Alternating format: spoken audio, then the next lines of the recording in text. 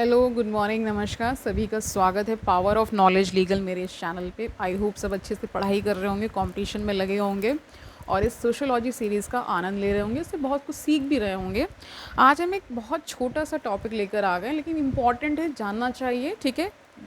उसका नाम है रिवॉल्यूशन, ठीक है। इसके बारे में जानेंगे। सोशोलॉजिकल जो ऑस्पेक्ट है इसका, वो जानने की कोशिश करेंगे, ठीक है। और जैसे आप ये सारे जो टर्म्स हैं, या आप हिस्ट्री में भी पढ़ते होंगे, ठीक है। अम, आप इसमें इकोनॉमिक्स में भी कहीं कहीं आ जाता है, सोशोलॉजी का पार्ट तो है ही। ज़्यादातर आप मॉडर्न हिस्ट्री में पढ़ते हैं इसको, ठीक है। लेकिन हम इसका कॉन्सेप्ट स्टडी इसमें करने वाले हैं, ठीक है। सोशोलॉजिकल पॉइंट ऑफ व्यू से जानेंगे कि रिवोल्यूशन क्या है। तो देखिए, a revolution is also a type of social movement with radical overtones and far reaching outcomes. तो बता दिया कि ये किसका टाइप है, सोशल मूवमेंट का ही टाइप है। रेडिकल ओवरटोन्स मतलब इसमें थोड़ा सा आक्रामकता ज़्यादा हो जाती है, ठीक है, और इसके बहुत दूरगामी परिणाम होते हैं, ठीक है। In socio political sphere the term revolution came into being in 1688 in England. 1688 जो ईयर है वो किसके लिए मशहूर है या फेमस है? ग्लोरियस रिवॉल्यूशन के लिए। इसको ब्लडलेस रिवॉल्यूशन भी कहा जाता है क्योंकि इसमें खून नहीं बहाया गया था, ठीक है। When James II was replaced with William III and the event was termed as Glorious Revolution, ठीक है। According to James M. Jasper, revolution is a social movement that seeks as minimum to overthrow the government or state। यानी कि revolution इनके according ये है कि किसी government को उखाड़ फेंकने के लिए और नई गवर्नमेंट लाने के लिए जो टूल्स, जो हथियार, एक तरह से जो आपके कह सकते हैं कि वाणी के द्वारा या प्रोटेस्ट निकालते हैं ना, बहुत सारे प्रोटेस्ट वगैरह होते हैं, ठीक है, इस तरह से किया जाता है। इन द ब्रॉडेस्ट सेंस, यानी कि इसको बृहद रूप में देखें तो it means a radical change. यानी रेडिकल चेंज का अर्थ होता है एक बहुत ही बड़ा चेंज ना।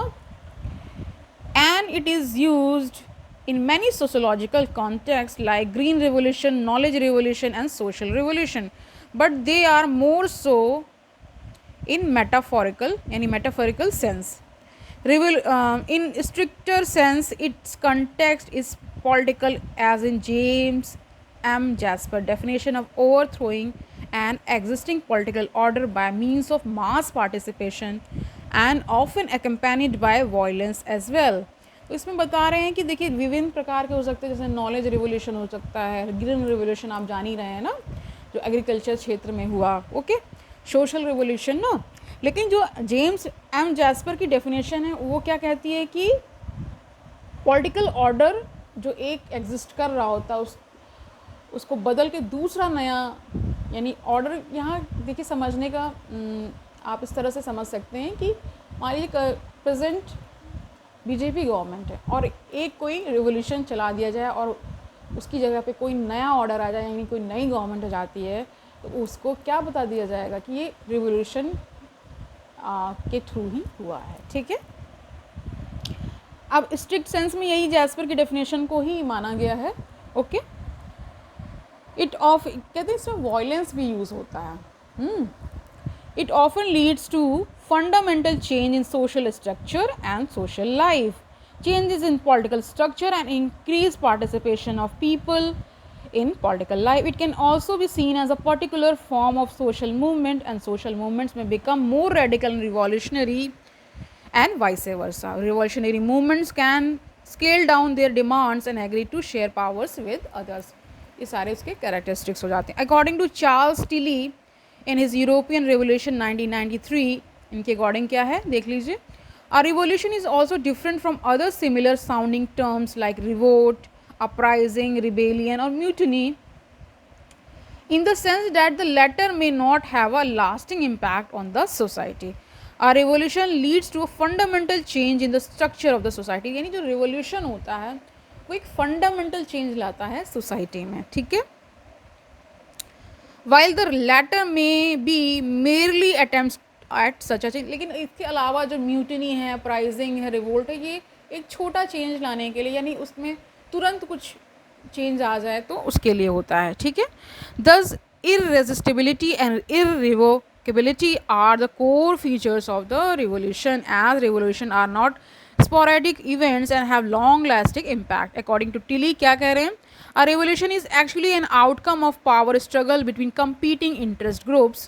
Neil Smelson had taken a systems view of revolution. According to him, when the equilibrium in the society is disturbed, revolution takes place.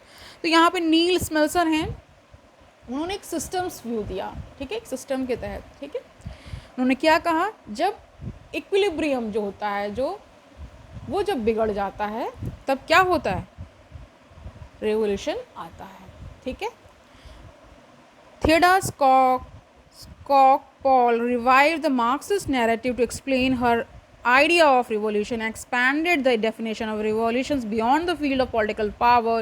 She and other scholars like Barrington Murray expanded the scope of the term to include areas like agrarian and other forms of social conflict in the definition of the revolution. इसमें देखिए जो Theodore स्कॉकपॉल हैं, उन्होंने Marxist view को revive किया था, ठीक है, इसको एक्सपैंड किया, मूरे ने इसको एक्सपैंड किया है, इसमें एग्रीगेन और अदर जो सोशल कॉन्फ्लिक्ट्स हैं उनको भी लेकर आए.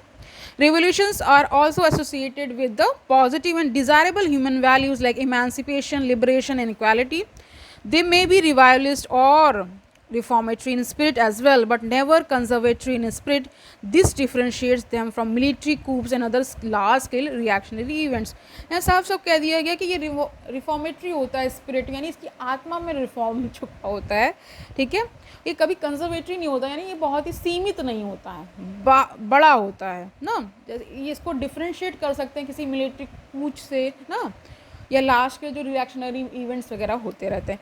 गुडविन ने क्या कहा, डिस्टिंग्विश बिटवीन द कंजर्वेटिव यानी reformist and radical revolutionary movements depending on how much of a change they want to introduce. An example of conservative revolutionary movement would be the American revolutionary movement or the Marxism. Mexico में हुआ होगा तो Mexican हो गया revolutionary movement. Example of radical revolutionary movement include French revolution, Bolshevik revolution in Russia and most recently Arab Spring in Tunisia and Egypt. समझ गए होंगे. Revolution can be further classified on the basis of ideology behind it. इसको देखिए एक और इसको divide करने का तरीका है कि आइडियोलॉजी क्या है किसी भी रिवोल्यूशन को इंट्रोड्यूस करने की, उसके पीछे का क्या आइडिया है ना. फॉर मार्क्स रिवोल्यूशन, मार्क्स के लिए क्या था, मार्क्स क्या कह रहे हैं, revolution was an end to the class struggle.